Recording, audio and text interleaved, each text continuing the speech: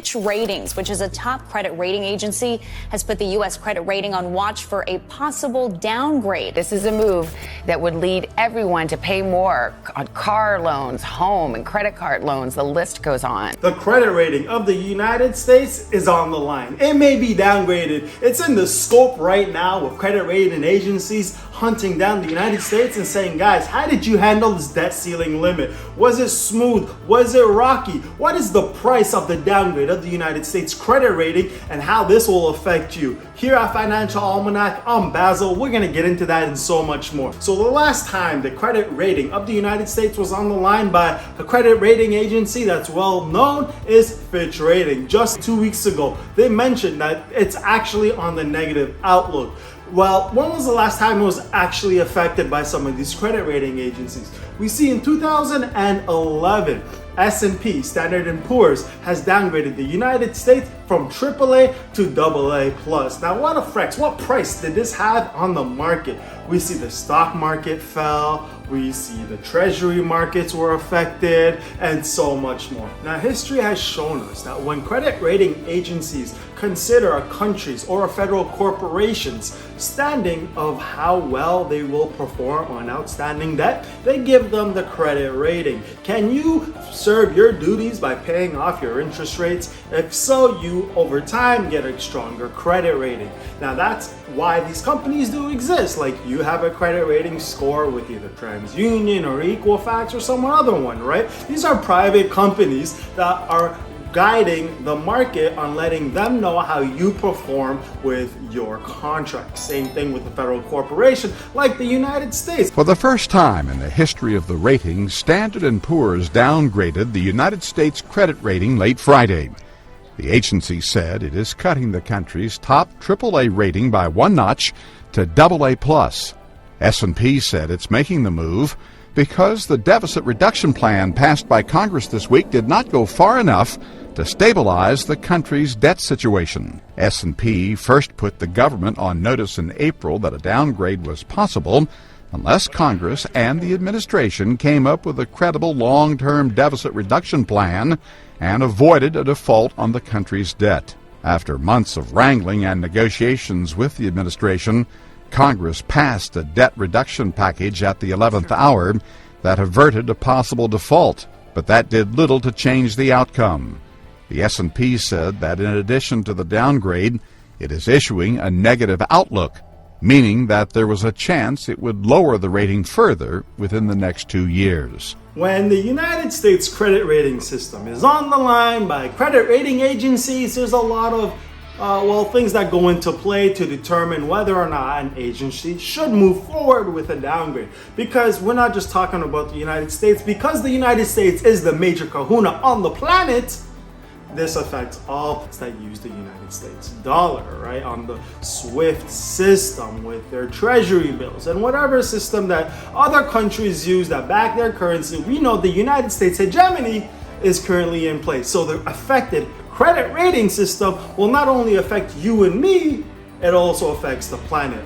So when the United States has their credit agencies, S&P, Standard & Poor, we have Moody's, we have Fitch Rating. When these big companies are rating countries and federal corporations, it really does give the markets a sense of how well they service their debt. For example, you and I, depending on our credit rating system, right, how we perform on debt will affect our credit rating system. The more times we pay down our debt or service our debt just by paying interest rates, the stronger our history shows that we will perform on that, and that will strengthen our credit score. Same deal with the United States, right? The United States has a credit rating system because we no longer use gold and silver, and even if we did use gold and silver, you're still allowed to have debt with gold and silver based economies, commodity-based economies, right?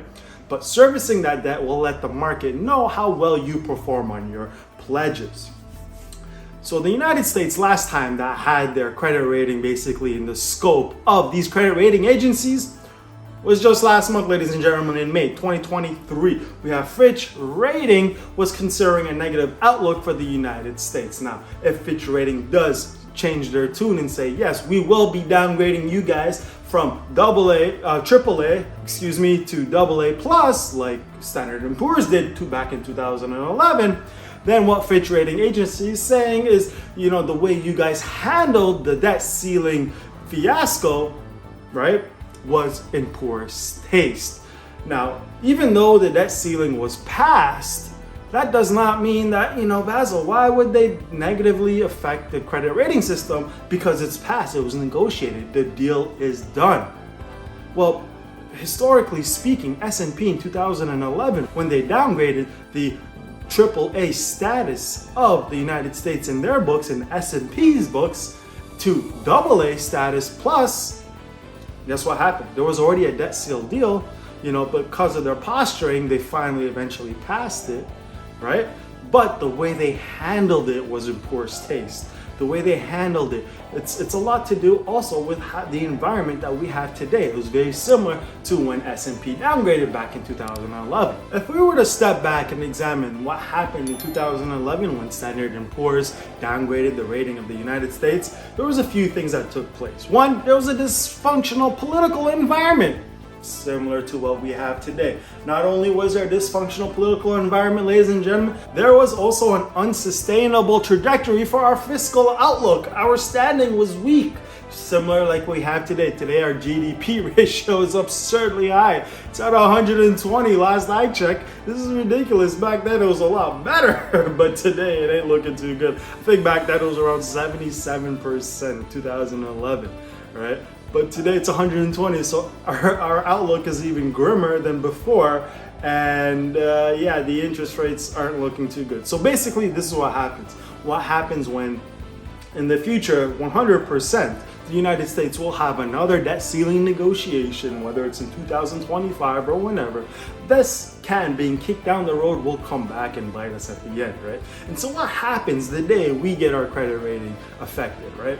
Because we have this international hegemony where the international community is using the US dollar as the most stable fiat on the planet, and because of international trade exposures and whatnot, this will create waves in the market. So what effects do they have? What's the price of having the United States credit rating system and its dollar being downgraded in the future, when, not if, when it happens?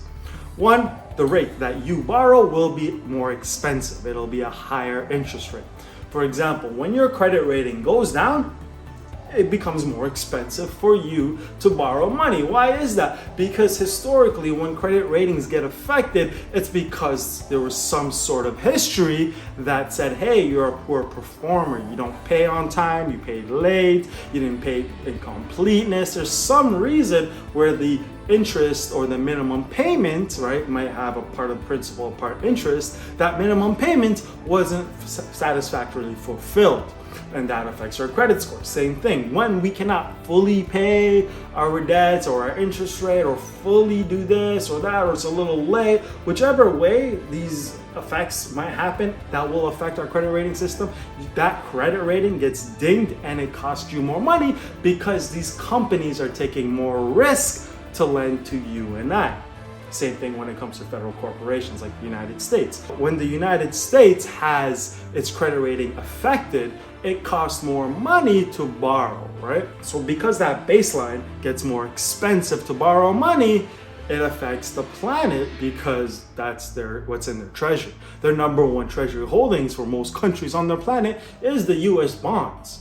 And so that will be affected because they're not fixed, they're variable as well. So as the federal funds rate fluctuates, so do those treasury rates, right? As treasury rate prices get higher, their interest rates that they bear becomes lower, and vice versa. Like today's example, our treasury bonds got cheaper, so our interest rates got higher. It yields more. And so historically speaking, in 2011, when S&P downgraded the US from AAA to AA plus, this actually had an interesting effect in the treasury bond markets. What would be your guess before I share this with you? If the credit rating of the United States gets downgraded again, right, say to AA plus from Standard & Poor's to say just AA, how will that affect the market? Well, in fact, history has shown that the treasury bills actually got stronger. This shook up the world. The stock market dropped quite significantly, but the treasury bills that the US issued was quite safe. Because of this uncertainty, people wanted the most risk-averse, the safest asset that they could find, and they flooded the treasury bill market. The bond price has gone up and the yield went down, showing that there was a lot of buyers purchasing, willing to take lower yields for more security. This is very interesting. So this might happen again in the United States when the credit rating system gets dinged. We might find that the treasury bonds get stronger, but there might be a correction in the stock market as well. So keep an eye out for that. If you were to hear that, right? It would go from risky assets like equities and stock market to more stable and risk averse treasury bonds as well, right? So that transition might take effect if the credit rating system does get affected, which it will one day. But that's not to say that other commodities will not be affected, like gold and silver, specifically gold. With the BRICS nations, if they eventually do arbitrage their currency to be backed by a basket of commodities, this might actually create more stability in terms of, substance currency rather than in faith currency, that it might actually take away some of the finances that would rather go to treasury reserves, but it might take it away from those reserves and put them into these basket of commodities that are backing the BRICS plus nations. So that might be an interesting new development that we haven't seen yet in history, if they do move forward with that. Now, they have a lot on their plate, right? They have a lot of applicants trying to join the BRICS nations plus. So that might not take effect right away. It takes a long time for a currency to be backed by, commodities. But if the US rating does take effect and does negatively change in the future, before the basket of currencies is backed by commodities by the BRICS currency, then we'll see that people will flood into treasuries. If the basket of currencies does exist to back the BRICS currency, then what we'll see is some of these baskets, especially gold, will be stronger, and you might have indirect exposure by having bonds issued by the BRICS nation. Where would these bonds be sold? Perhaps New Development Bank. New Development Bank may perhaps in the future, once the basket of currencies backed by commodities come into play, might sell BRICS bonds. Now, if you have exposure to BRICS bonds in their treasury, that's great enough. But there will be significant risk there because a lot of the New Development Bank bonds with the BRICS nation might not be completely strong nations in there right now. We see that New Development Bank right now has, 8 participants. We have BRICS, Russia, India, China, South Africa, Bangladesh, UAE, and I want to say Egypt. And if Saudi Arabia does get admitted into those deals as well, come August, when the head of states will basically be voting on that deal. If Saudi Arabia comes into that, that's the strength of those countries. Now, if Sri Lanka and Venezuela and a lot less, a lot more unstable countries like Argentina and these guys do get into the BRICS, that might not strengthen their, their treasury bills. So that's something we have to keep an eye on. If it's only strong nations that get in there, then that'll be great. Right now we see Canada and Italy and France have a lot of, political, separation, just like here in the States. But there's a lot more turmoil in, like, say, Italy and France regarding a lot of the protests and things that are affecting those countries. Their bond isn't really doing too well, and there isn't a lot of faith that their government will perform on those debts. The United States has a lot more credibility than the rest of the world, so that is a leg up that a lot of countries won't have, especially when we're talking about Russia, India, China, South Africa, Brazil.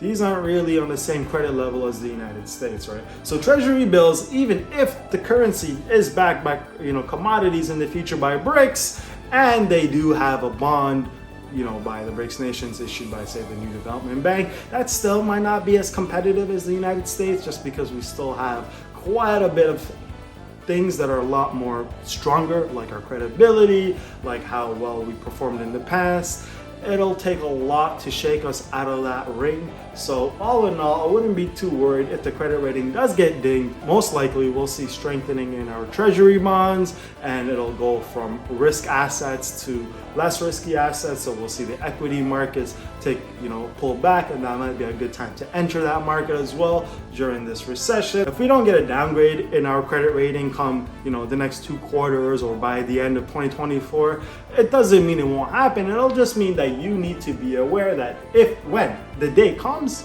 that the treasury markets is what happened in 2011, where people flocked to, and there was a correction in the stock market as well.